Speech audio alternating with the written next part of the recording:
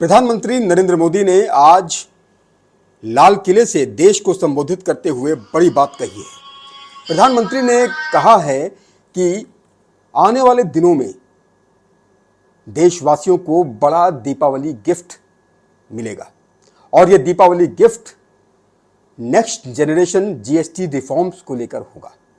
Next generation GST reform को लेकर प्रधानमंत्री ने जो संकेत दिया है वो क्या हो सकता है, दीपावली में बड़ा गिफ्ट क्या मिल सकता है, ये जानने के लिए हमारे साथ खास बातचीत के लिए मौजूद हैं चार्टर्ड अकाउंटेंट।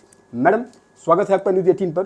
क्या कहेंगी प्रधानमंत्री के संबोधन को आज देश ने सुना, आपने भी सुना, क्या कहना चाहेंगी? प्रधानमंत्री के कहने का आशय क्या है और नेक्स्ट जनरेशन जीएसटी रिफॉर्म से क्या फ़ायदा होने वाला होगा? खासतौर से एमएसएमई का भी उन्होंने जिक्र किया।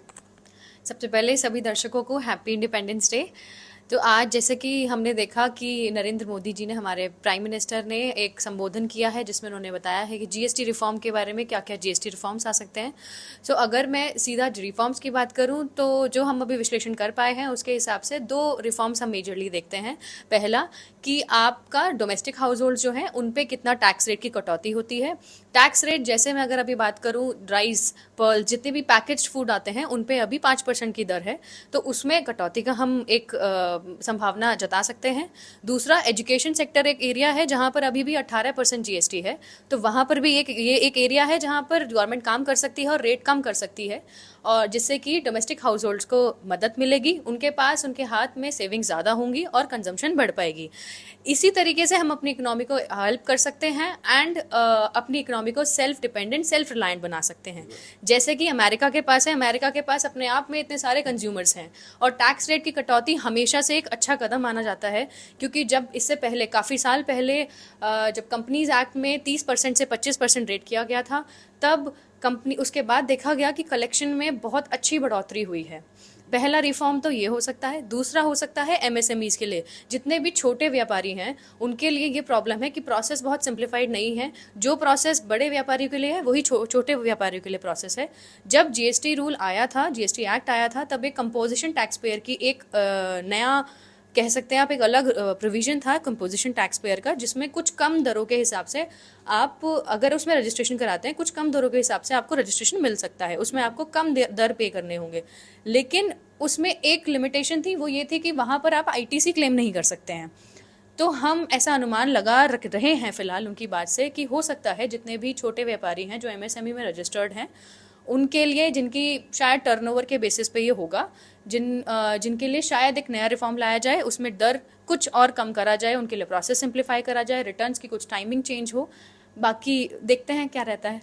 अच्छा, व्यापारी लगातार सरलीकरण की भी बात करते रहते हैं, सिंप्लीफिकेशन की बात करते रहते हैं, तो क्या सरलीकरण होना चाहिए और कितना सरलीकरण हो जाएगा ताकि छोटे व्यापारियों को भी लाभ मिल सके? क्योंकि उनको बहुत पेपर्स फिल कर सकते हैं, पहले तो बहुत ही ज़्यादा पेपर्स फिल करते पड़ते थे, लेकिन अब जो है बहुत कम हुआ है। प्रधानमंत्री ने ये भी बात कही कि 8 वर्षों से जीएसटी में रिफॉर्म्स किए जा रहे हैं और नेक्स्ट जनरेशन के लिए जीएसटी रिफॉर्म्स और दीपावली तक हो जाएंगे।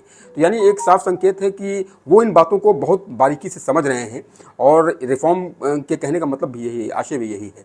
तो मैं जानना चाह रहा था कि जीएसटी के जो रिफॉर्म्स अब तक हुए हैं वो क्या क्या हुए हैं, और अगर सरलीकरण और हो जाएगा तो व्यापारियों को बहुत लाभ होगा इससे।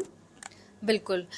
एक हमारी फाइनेंस मिनिस्ट्री की एक ये प्रशंसनीय बात है कि जब भी वो नया एक स्टेप लेते हैं तो वो एक कमेटी बिठाते हैं, सारे व्यापारियों से पूछा जाता है उनका मत, even after applying the step, और जो भी उसमें इम्प्रूवमेंट्स के एरियाज लगते हैं वो उन पे वापस काम करते हैं, इररेस्पेक्टिव ऑफ द थिंग कि वो साल में कितनी बार चेंजेस ला रहे हैं एक ही रिफॉर्म में, उसको अगर लाए हैं तो वापस ख़त्म भी कर सकते हैं। ऐसा कई बार हुआ है, कई बार देखा गया है।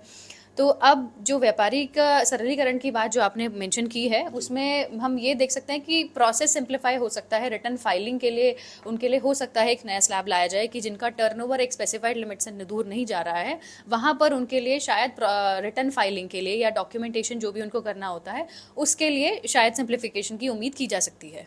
प्रधानमंत्री जी ने डबल दीपावली की बात भी कही है कि इस बार की दीपावली डबल दीपावली होने वाली है, यानी डबल खुशियाँ मिलने वाली हैं, यानी तोहफा बड़ा होने वाला है।